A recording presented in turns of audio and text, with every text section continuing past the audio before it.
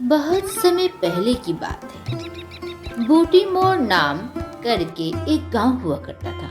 उस गांव में रमेश अपनी पत्नी सीमा के साथ बहुत ही खुशी खुशी रहा करता था। रमेश के पास एक बहुत बड़ी सी जमीन हुआ करती थी जिस पर वो खेती किया करता था। उसके पास 2 बैल हुआ करते थे। एक का नाम हीरा था और एक का नाम मोती था। रमेश और सीमा की जिंदगी बहुत ही अच्छे से चल रही थी क्योंकि उसकी खेती काफी अच्छी होती थी। धान फसल सब बहुत ही अच्छे उगते थे। सभी गांव वाले आश्चर्य करते थे कि रमेश के खेत में इतनी अच्छी फसल कैसे उगती है, और वो भी हर साल।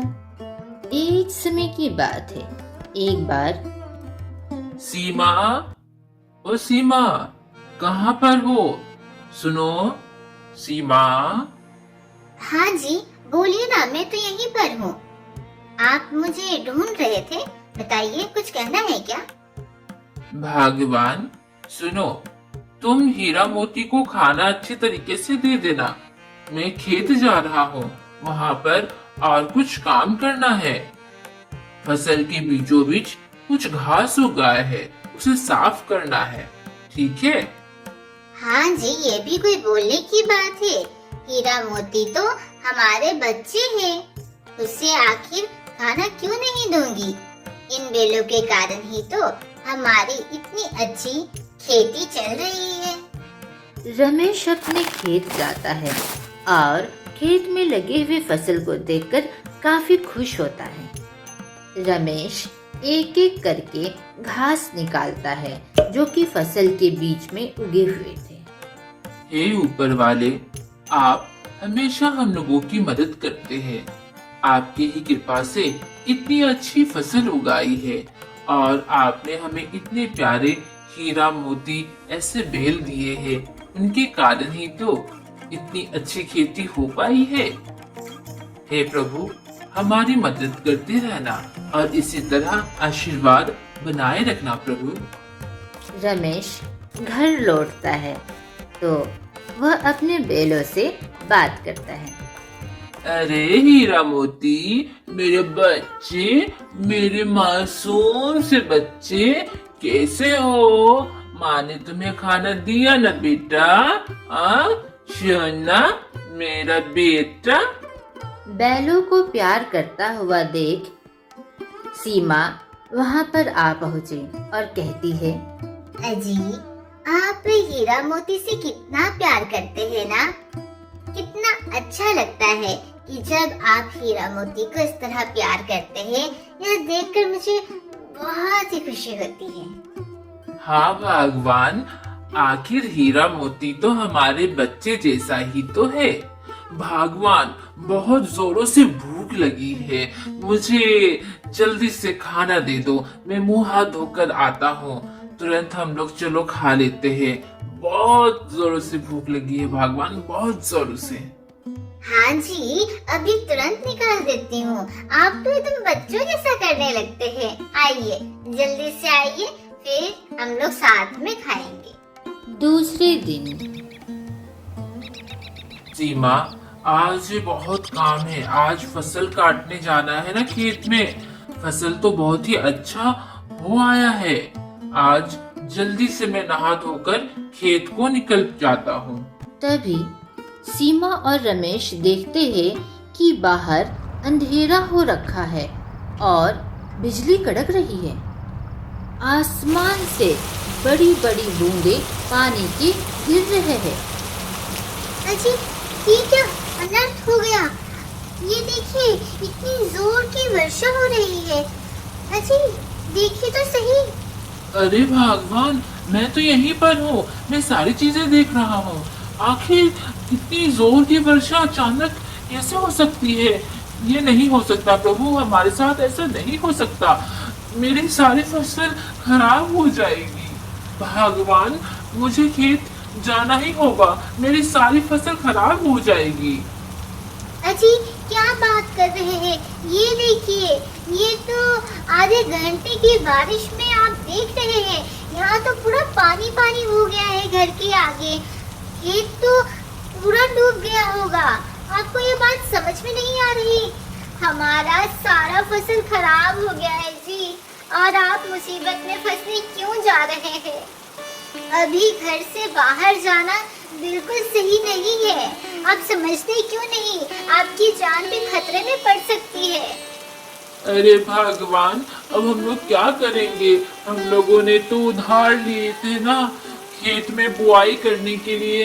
अब वो लोग आएंगे, पैसे मांगेंगे तो कैसे देंगे? भगवान बताओ ना, क्या करूंगा मैं तो सोचा था कि खेत में अच्छी फसल उगाई है तो हम लोग बेचकर बहुत ही अच्छा खासा धन इकट्ठा करेंगे, सारा कर्ज भी चुका देंगे और 1 साल का पूरा हमारा इंतजाम भी हो जाएगा।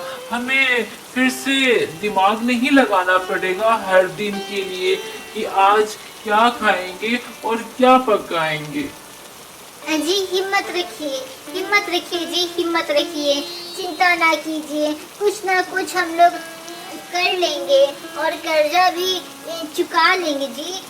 धैर्य रखिए। 3 दिन लगातार बूटी मोर गांव में लगातार वर्षा होती ही रही और सारे लोग वर्षा के कारण परेशान थे। चौथे दिन वर्षा खत्म हो गई और हल्की हल्की धूप भी आ गई। रमेश अपनी पत्नी सीमा से कहता है, सीमा सुनो, मैं खेत जा रहा हूँ। कुछ बचा तो नहीं होगा, लेकिन खेत जाकर देखता हूँ, शायद कुछ बच गया हो। रमेश अपने घर से निकल जाता है अपने खेत के लिए। खेत जाकर रमेश देखता है तो हे ऊपर वाले, ये क्या हो गया? ऊपर वाले, मेरी सारी फसल खराब हो गई, मेरी पूरी मेहनत खराब हो गई। ऐसा क्यों हुआ मेरे साथ? ऐसा क्यों हुआ?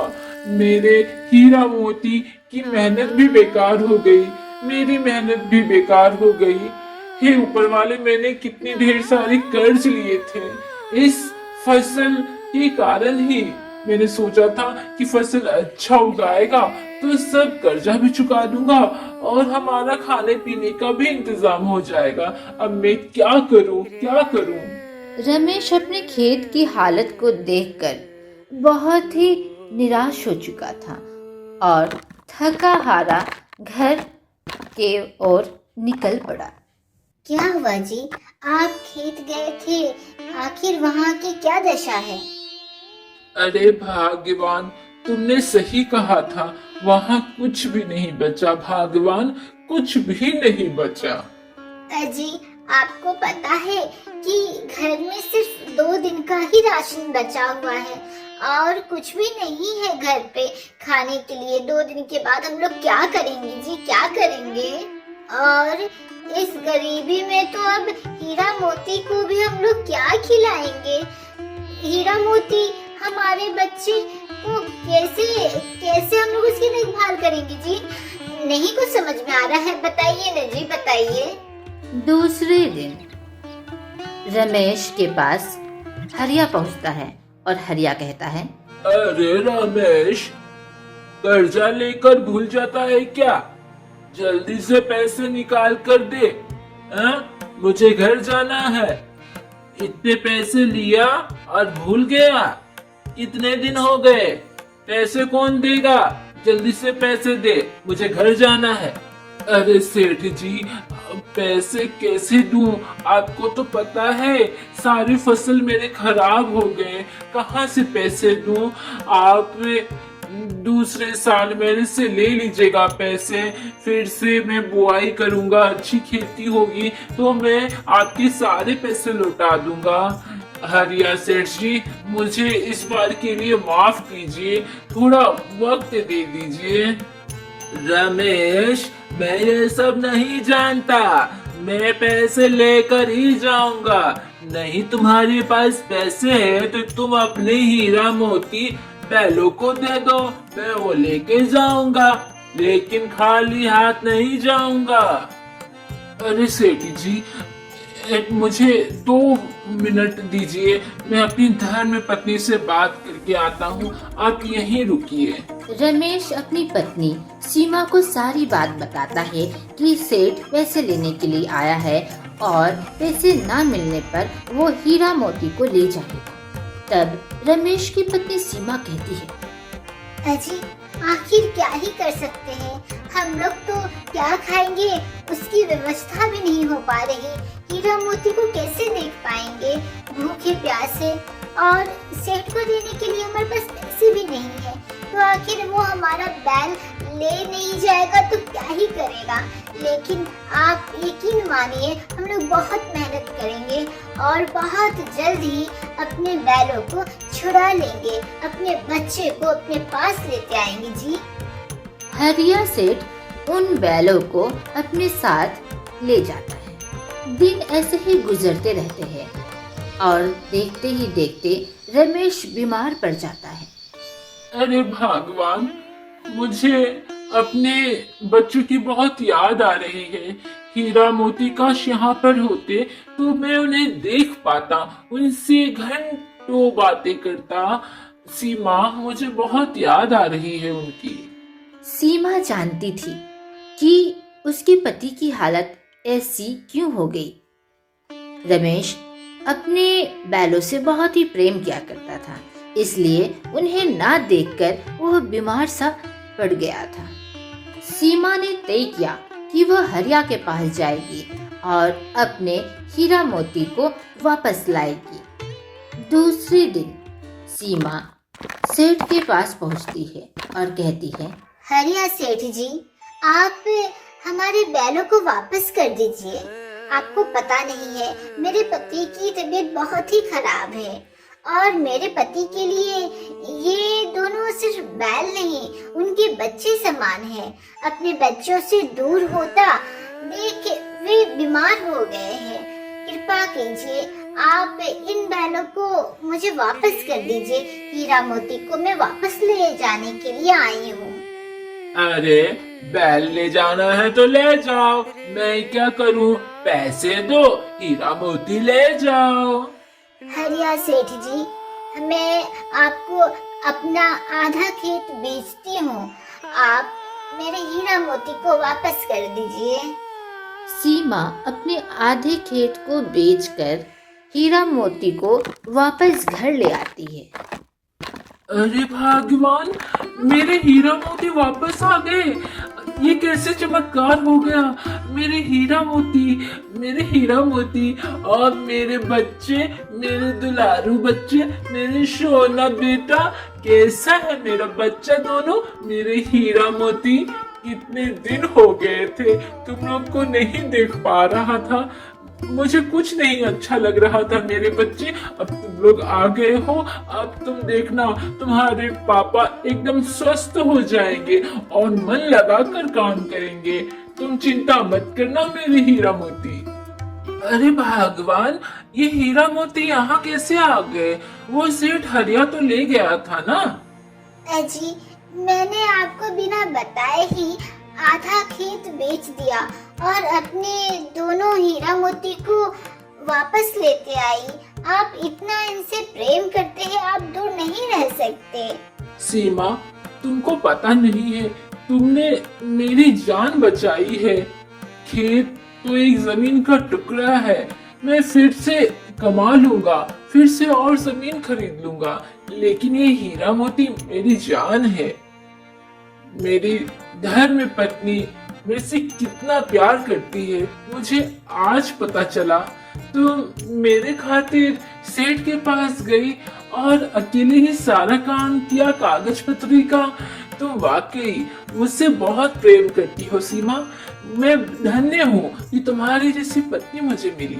फिर क्या था, रमेश, सीमा और हीरा मोती फिर से खुशी खुशी एक साथ रहने लगे और देखते ही देखते रमेश की खेती भी बहुत ही अच्छी चल पड़ी। तो देखा दोस्तों, आज की कहानी से हमें यह सीख मिलती है कि प्यार सबसे बड़ी दौलत होती है। प्यार से बढ़कर और कोई खुशी नहीं। आज का प्रश्न क्या आप बता सकते हैं रमेश की खेती क्यों बर्बाद हो गई?